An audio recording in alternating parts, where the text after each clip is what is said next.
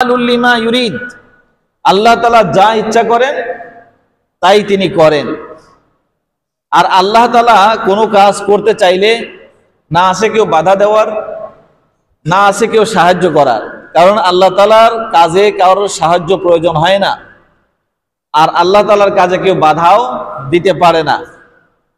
আল্লাহ তাআলা এমন এক জাত যার কাজে যেমন কেউ বাধা দিতে পারে না, এবং সে কোনো কাজ করতে চাইলে কারোর সহযোগিতাও দরকার হয় না। ওয়াইজা আরাদা আমরান কুন ফায়াকুন, ওয়াইদা কাদা আমরান, যখন তিনি কোনো কাজের ইচ্ছা করেন তখন শুধু এতটুকু বলেন কোন। এই কোন বলতে দেরি, ফায়াকুন মানে হয়ে যাইতে আর দেরি হয় না। আল্লাহ তাআলা সেই জাত। তারপরে আল্লাহ তাআলা জমিন আবাদ করার জন্য মানব জাতিকে নির্বাচন করলেন। দুনিয়ার মধ্যে সর্বপ্রথম মানব হিসাবে আমাদের পিতা, আদি পিতা হযরত আদম আলাইহিস সালামকে পাঠিয়ে দিলেন দুনিয়া আবাদ করার জন্য।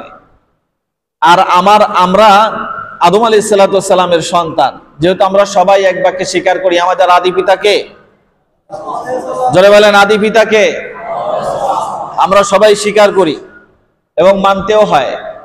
না মানলে ইমানের মধ্যে সমস্যা সৃষ্টি হবে, খলল সৃষ্টি হবে।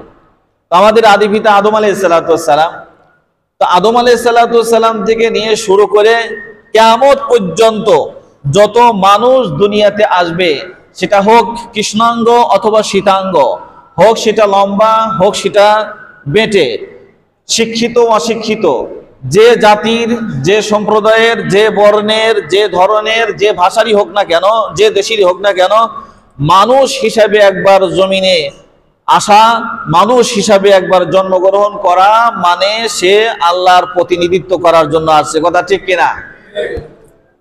তাই যদি হয়ে থাকে, দুনিয়ার নিয়ম হলো কোনো বড় মানুষ যদি কোনো জায়গায় যেতে না পারে, তার প্রতিনিধি নিযুক্ত করে পাঠিয়ে দেয়, যাও আমি যেতে পারছি না, সময়ের অভাব, তুমি এই কাজটা কভার দাও, এটা করে আসো, দেখে আসো।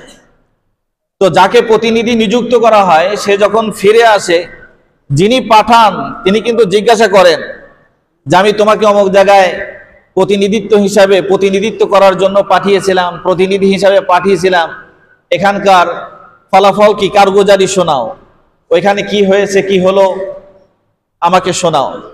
তো সে যদি বলে যে আমাকে নিযুক্ত করেছিলেন ঠিকই, আমি তো ওই জায়গায় যাইনি, অন্য জায়গায় আমার ইচ্ছা মতো সুযোগ পাই না, এই সুযোগে আমি অন্য কোথাও ঘুরে আসছি, আপনার ওই জায়গায় যাই নাই, তখন যিনি প্রতিনিধি নিযুক্ত করলেন তিনি শাস্তি দেওয়ার অধিকার রাখেন কি রাখেন না? কৈফিয়ত জবাবদিহিতার মধ্যে তাকে আনতে পারেন কি পারেন না? অবশ্যই পারেন। যিনি প্রতিনিধি নিযুক্ত করেন তিনি এই অধিকারও রাখেন যে তার কাছে জবাব চাওয়ার, তার কারগুজারি হালত, তার অবস্থা, ফিডব্যাক কি, এটা শোনার অধিকার তিনি রাখেন। তাই যদি হয়ে থাকে, আল্লাহ রাব্বুল আলামিন মানব জাতিকে দুনিয়ার মধ্যে প্রতিনিধিত্ব করার জন্য পাঠিয়ে দিলেন। এই মানব জাতি যদি আল্লাহ তাআলার প্রতিনিধিত্ব করতে ব্যর্থ হয়, আল্লাহ তাআলা এই মানব জাতির জন্য কঠিন শাস্তির ব্যবস্থা রেখে দিয়েছেন। জিজ্ঞাসা করবে আমি তোমাকে প্রতিনিধি হিসেবে পাঠিয়েছিলাম, কি করেছো বলো, আমার জন্য কি করেছো, কি করার কথা ছিল আর করেছো কি বলো। এখন প্রতিনিধি হতে হলে তিনি তো আমাকে পাঠালেন, আমি যদি সেই প্রতিনিধিত্ব করতে চাই আমাকে প্রথমে হতে হবে সৎ চরিত্রবান। কি হতে হবে ভাই? আমার চরিত্র যদি খারাপ হয় আমার প্রতিনিধিত্ব কেউ মানবে? জোরে বলেন, কেউ মানবে? সামাজিকভাবে যদি আমার চরিত্রগত কোনো খারাপ রেকর্ড থাকে, আমার চরিত্রের মধ্যে যদি খারাপতা থাকে, ত্রুটি থাকে, তাহলে আমার সমাজের কেউ আমাকে মানবে? মানবে না।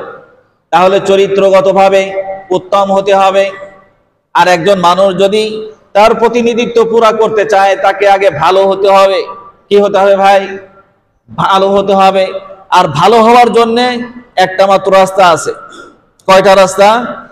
একজন মানুষ ভালো হওয়ার জন্য রাস্তা কয়টা? আল্লাহ তাআলা বলেন, ইন্নাস সালাতা তানহা আনিল ফাহশাই ওয়াল মুনকার, নিশ্চয়ই নামাজ মানুষকে অন্যায়, অশ্লীলতা, খারাপতা থেকে ফিরাইয়া রাখে, ভালোর দিকে নিয়ে আসে। তো আমি যখন আল্লাহর পক্ষ থেকে প্রতিনিধি আর জমিনের মধ্যে আমি প্রতিনিধিত্ব করব, আমাকে ভালো হতে হবে। আর ভালো হওয়ার জন্য ভালো গুণের অধিকারী তো তারাই যারা নামাজের প্রতি যত্নবান, নামাজের প্রতি যত্নশীল, নামাজের উপরে পাবন্দি করে, নামাজগুলো যথাযথ আদায় করে। আর যারা নামাজ আদায় করে না তারা নিঃসন্দেহে ভালো না, তারা নিঃসন্দেহে উত্তম চরিত্রের অধিকারী না। আল্লাহ তাআলা যাদেরকে প্রতিনিধি বানালেন, আর এরা যদি প্রতিনিধিত্ব করতে চায় তাকে অবশ্যই ভালো হতে হবে। আর ভালো হওয়ার জন্য এক নম্বরে আছে নামাজ, কারণ আল্লাহ তাআলা নিজেই সার্টিফিকেট দিচ্ছেন, নিজেই চরিত্র বয়ান করছেন। যারা এই নামাজকে ইহতেমামের সহিত আদায় করবে, নিশ্চয়ই নামাজ তাকে সকল খারাপতা থেকে, তার মধ্যে যদি খারাপ কোনো গুণ থেকে থাকে, খারাপ কোনো অভ্যাস থেকে থাকে, খারাপ কোনো চরিত্র থেকে থাকে, এই নামাজের দ্বারা, নামাজের মাধ্যমে সে সংশোধন হবে। আল্লাহ তাআলা তাকে এই নামাজের দ্বারা সংশোধন করবেন। আর যে সে যখন সংশোধন হয়ে যাবে, তার জন্য প্রতিনিধিত্ব করা কি হবে? সমাজ তাকে মানবে, এলাকার মানুষ তাকে মানবে, তাকে ভালো হিসাবে মানবে। দেখবেন